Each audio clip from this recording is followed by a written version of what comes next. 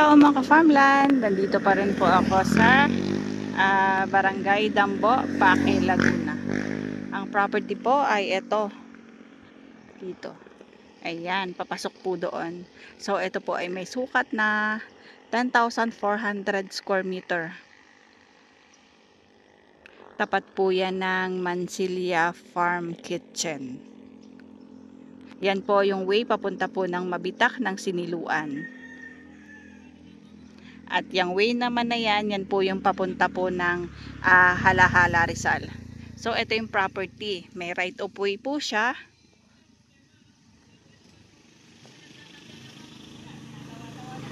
Andun po yung pinaka-property sa may position ng dalawang tao na nandun.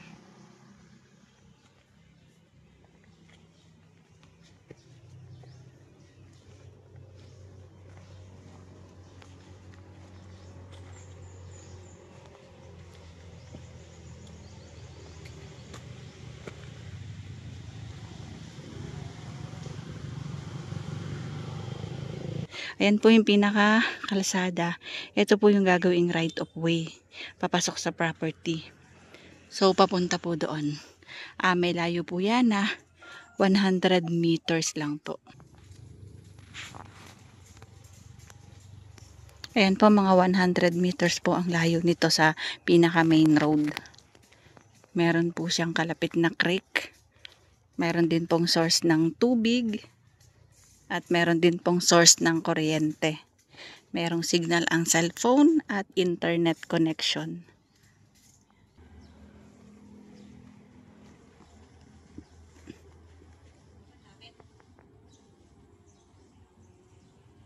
Ayan yung creek niya, yung gilid niya na creek, naiigahan ng tubig.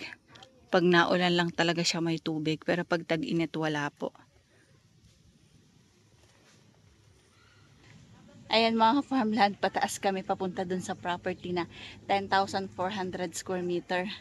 At nakakatuwa kasi mataas, overlooking. Ayan mga farmland, ganyan ang view na makikita natin pagdating dun sa tuktok.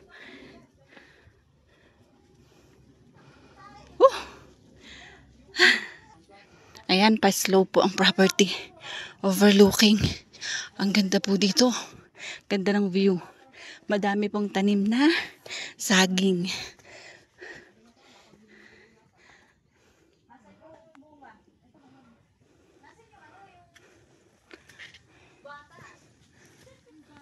Ayan, ito po. Overlooking siya. Ang daming suha, nanlaglag na. Ang dami oh. Sayang. Ayan oh. Ayan, napakadami pong tanim na saging. Ang dami pong saging na tanim nitong property na ito. Ayan oh.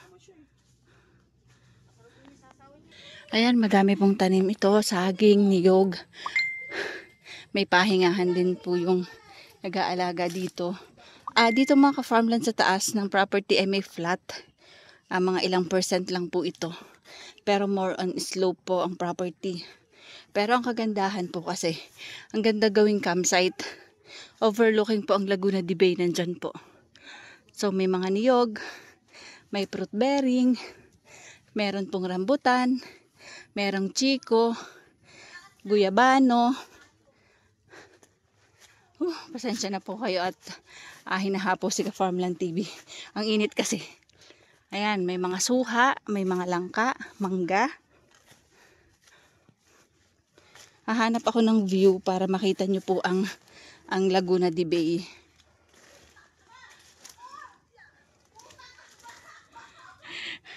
Sayang-saya yung aking dalawang kabady pagbablog dito. Madami po kasing suha. Nanlaglag po yung mga suha.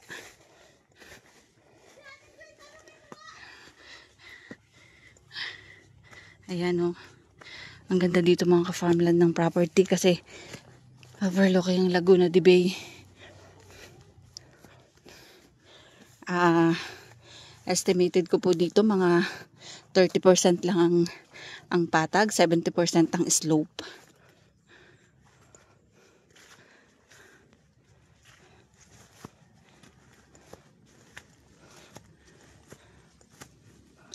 Ay, hindi pa masyadong kita ang Laguna de Bay.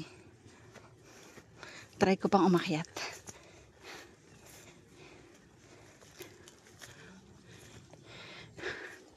Ito po mga ka-farmland ay 400 pesos per square meter. Yan o, may malaki pong mangga.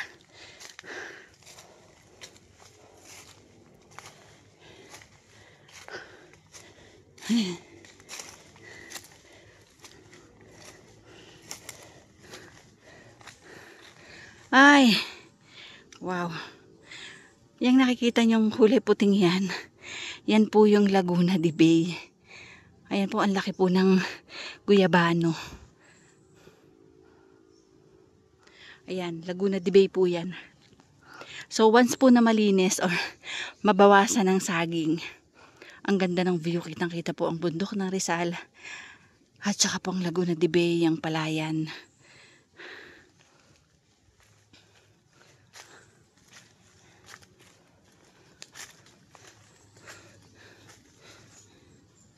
Ayan po. Ayan ang bundok. Ayan, sako pa po yun ng property.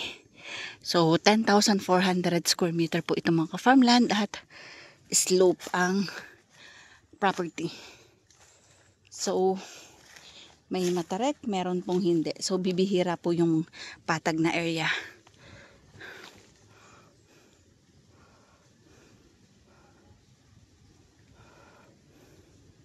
Ayan po ang Laguna de Bay. So, hindi po masyadong kita kasi mainit yung panahon. Kita lang siya is kulay white lang siya. Ang ganda po nitong gawing camping site.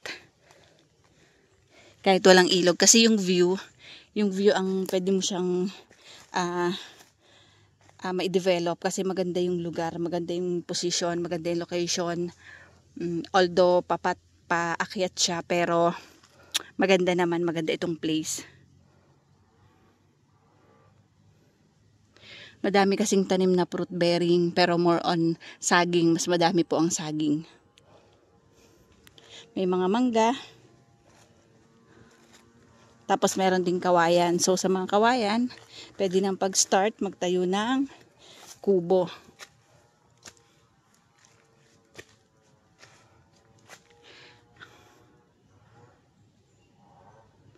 Ito po mga farmland ay located po dito sa Barangay Dambo, bayan ng Pakil, Laguna.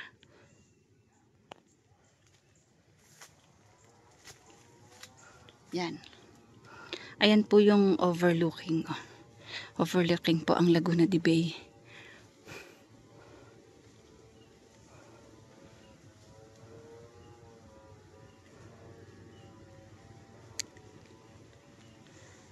Kalapit lang po siya or harap lang po siya nung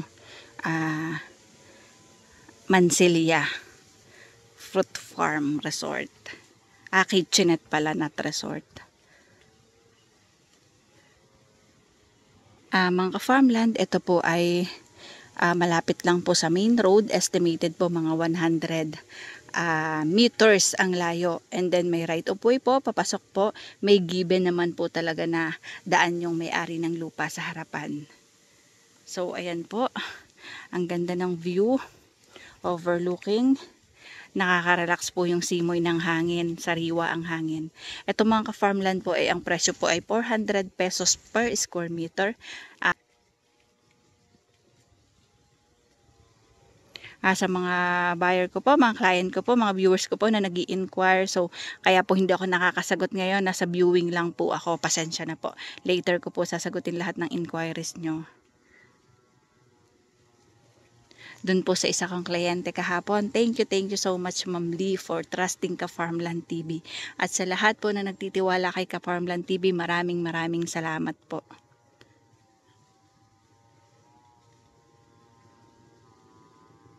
God bless po sa ating lahat.